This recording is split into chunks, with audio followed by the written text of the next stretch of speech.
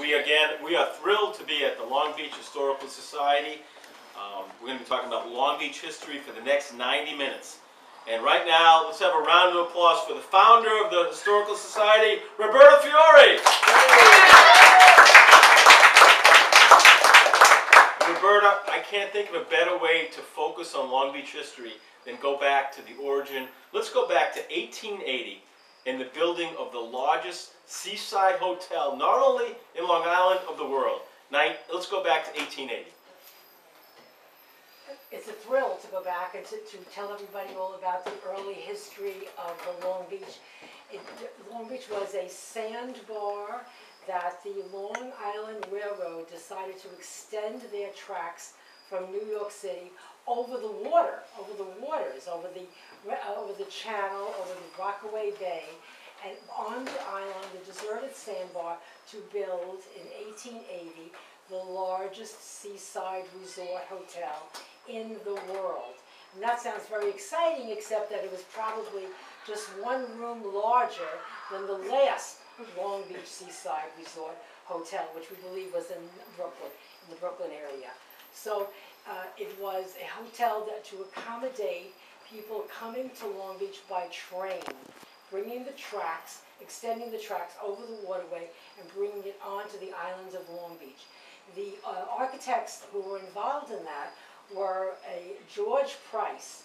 George Price was the famous Emily Post's father. And George Price was the architect that designed a Queen Anne structure that could accommodate 1,000 people for lunch. And it was quite a to-do in the history of Long Beach. It was done by laborers, and the material was brought from Long Island City over the tracks to Long Beach. It was prefabricated in Long Island City, the hotel, and constructed.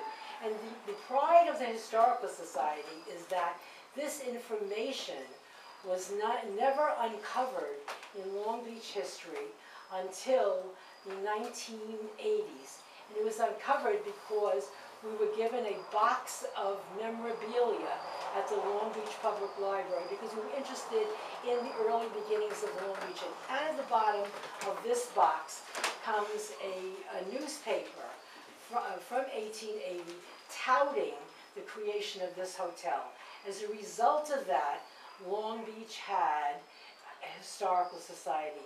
I turned to my friends and I said, look at this, we're 100 years old, we're historical. I said, we have to have a historical society and talk about the Long Beach Hotel. And that's how the history of Long Beach, the organization of the history of Long Beach first began. And there's a funny story involved in that too, because we went immediately to a local artist to have a T-shirt made. And the T-shirt was done and it was such a complicated photograph from the newspaper that when we put the T-shirt out on the boardwalk, it was only half done.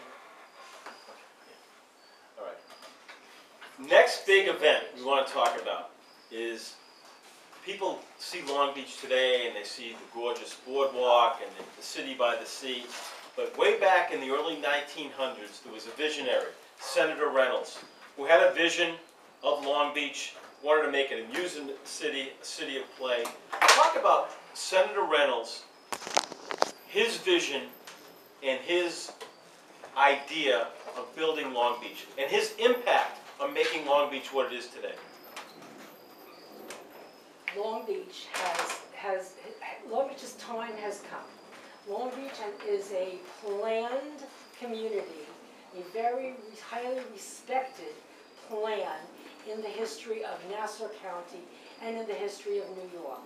So the result of this is the research that the Historical Society has done, finding out about the developer and the founder of Long Beach, a very, very colorful gentleman by the name of Senator William Reynolds. And I had the privilege last year of meeting in Florida his granddaughter, who shared with me and the rest of the Historical Society some incredible information about this beginning. In essence, what this man did was in 15 years turn a sandbar uninhabitable by the 1880 hotel had to leave. It was uninhabitable. Turn an uninhabitable island into a self-governing city with the New York State Charter. He did this in 15 years. And that is an incredible history to document in the new Nassau County. So that's basically, and what he did is he put in a genius of infrastructure, hot salt water in all the houses that he built, hired the finest engineers and architects, and created on a deserted sandbar a self-governing city that has celebrated its centennial in 1906, in 1996. Roberta, you know, nowadays people can just walk on the beach and have a good time. But back in the day, we were talking about before the show, which is fascinating, how Senator Reynolds owned the boardwalk and you had to have his permission to get onto the boardwalk. Talk about Senator Reynolds back in the day of the boardwalk that he created. Very, very astute, a lot of fun, a real liver, but a very, very astute businessman. Of all the things that he sold and all the lots that he sold in Long Beach, and all the lots that he created from under the water, he kept total control of his 2.1-mile boardwalk. And he owned the boardwalk, and the only way you could get from the boardwalk onto the beach was as his guest. It was really quite ironic in those days, and there was a formality. What he did not want was a honky-tonk beach. He did not want a Coney Island. He did not want a Long Beach that would be for everyone. He wanted to keep it on a very high plane, and he did this by owning the boardwalk. We have a few other great special guests I want to welcome to the show. He's a Long Beach legend. He's president of the Long Beach Lions Club. He ran the rec center for 47 years. Let's give it up for Bob Carroll.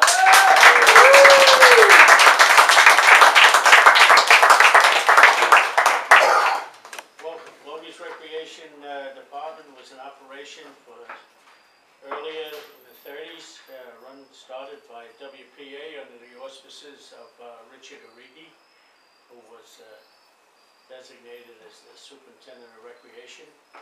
And as time went on, it was followed by Yale J. Newman, who ran the Recreation Department for many years until about 1971, followed by myself.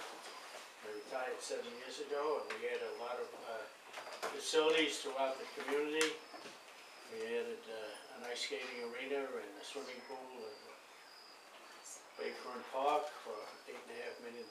We instituted a tennis court down on Monroe Boulevard and a number of facilities and programs throughout the city of Long Beach. When we were younger in the 30s and early 40s, our recreation was mainly bowling alleys. There were about 4 or 5 bowling alleys. A lot of people don't remember. One of the first bowling alleys in Long Beach was on top of a Chinese restaurant called Lum Fong on Long Beach Road and Park Avenue. And then they had Pat Howard's on Edwards Boulevard and Park Avenue. And later there was one in the West End, Danny's Bowling Alley, which was called the West End Bowling Alley. And of course we had one in Point Lookout, Chris Gevitt's bowling alley, where a lot of the big professionals. By the way, everybody, here's a picture of Bob Carroll in his younger days at one of the bowling alleys. What was who? Who's in the picture, Dottie? Andy Varapapa. He's the world's most professional bowler of his time there in the 40s and the 50s. And Bob, you're a good-looking guy. You're still a good-looking guy, but that was from images of Long Beach. There he was back in the day. Nice jacket. And the jackets from Airwear by Block. Not my hurts, not my When you came home from Korea, they gave you a free jacket. And that's one of them. But there was another bowling alley erected down on the boardwalk called the Long Beach Bowl, which later burnt down, but it was very effective. Our papa used to come down there with a lot of professional bowlers. I used to bring them down, and they used to teach the retarded children from AHRC how to bowl, and he was terrific. Those of you who can remember him, he could throw the ball with both hands, and he'd throw 2 balls at 1 strike to get a 7-10 split. He was very famous throughout the country, and he did a wonderful job. That's great. So recreation's come a long way in Long Beach, and we serviced a lot of children, adults, senior citizens, and anybody who could crawl, walk, or get around on a wheelchair, we did it all. By the way, later in the show, we're going to open it up, because are there some people here that are curious about Long Beach history and have some questions? If there are, raise your hand. Because we're going to open it up later in the show. We're going to have an Ask Roberta segment, where you could think up your questions about Long Beach history, and I guarantee Roberta will have the answer. Who here is curious to know about the first temple and the first church in Long Beach? Anyone curious? Sure. Yeah. All right, Roberta, take us away. We want to know the first church and the first temple in Long Beach. The first church was St. James of Jerusalem, which was in 1880. That was part of the 1880 hotel. It came back. It was called the Grace Chapel, and came back after as the St. James of Jerusalem. That's a picture of it, folks. Right. Roberta, that's a picture of it in 1880. That was By the way, Images of Long Beach is now in its 4th edition. How popular is Long Beach? But that's the picture. So, and then that of course went down when the hotel went down. But then the first church would have been St. Mary of the Isle, that was built on Monroe Boulevard. So that would have been the first Catholic church, and the first temple was Temple Israel on Riverside Boulevard, which has a very, very fascinating history about the first migration of first-generation Americans onto the island of Long Beach. We also want to recognize one of the authors of Images of Long Beach, Dave Rushrock. Dave, welcome. And talk about this book and why you guys came up with the idea of writing a book about the wonderful history of Long Beach. I'm going to pass this to Carol. That's her question. All right, sure. All right, okay. We didn't actually come up with the idea. We were approached by the publisher. Okay. And the publisher approached us. We had been turning them down for about 5 years because we weren't interested in doing that particular style of book. But we recognized that if we were ever going to have something published that was actually documented and factual and not merely anecdotal, we would have to do it. So we were a team of 3, and I have to tell you, it was a labor of love and warfare. But we came up with something we're very, very proud of, and as you said, we're already into our 3rd published printing. We have a big event, I believe it's coming up this weekend. The Long Beach Historical Society is having an arts and crafts festival here on the boardwalk. Karen Adamo is going to tell you all about it. It's a great arts and crafts festival because, again, it's all a part of supporting Long Beach history. So, welcome, Karen. Thank you. Thank you, Howie. Jean Sundergaard and I are the co-chairs for the Crafts Fair, the annual Crafts Fair up on the boardwalk. We're expecting great weather and lots of people. We have all kinds of stuff going on. We have face painting and tattoos. We have, of course, jewelry, just about every kind of jewelry you can imagine. Tie-dye clothing, handmade crafts from India, Africa, South America.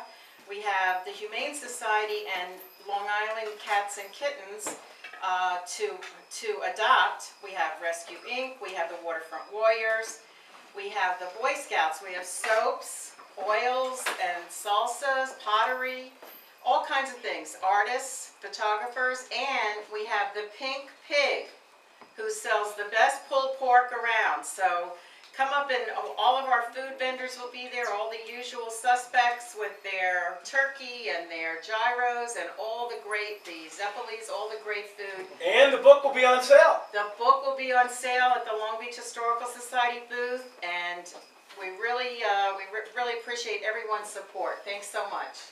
All right, it's a great event. Before we go to break, I got to ask Roberta about two more things that go way, way back, which is really fascinating.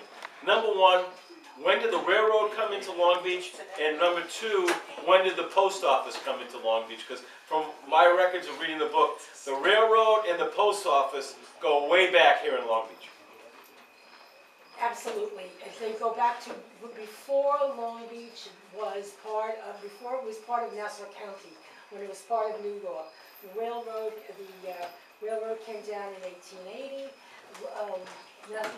Our area became part of Nassau County in 1898. So it's prior. We were part of Queens.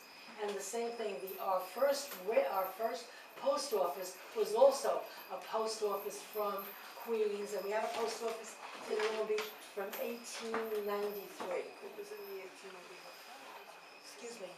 Yeah, but it was in the I'm just getting cleared up. It was the post office existed within the boundaries of the 1880 hotel, but it opened, the post office opened in 1893. Okay. All right, we're going to take a break, and after the break, we're going to have a little music treat, Eddie? Yes, we We're are. live and thing. We're going to have a little music, because people do love it. And we'll ask Roberta about Long Beach music, some of the bands that were prevalent in Long Beach. We'll have a little fun with that. Is everybody having a good time? Is everyone having a joy listening to Roberta talk about Long Beach history? All right, we're taking a break. After the break, Eddie Digital, we're going to do some music, and then a lot more about Long Beach history. We are live from the Long Beach Historical Society. We're going to 9:30 tonight because everybody loves their history in Long Beach, so we're going to 9:30 tonight. I am Halftime Howie. This is Broadcasting on the Beach with Halftime Howie, and we're coming back, Long Island's first and oldest radio station, WGBV.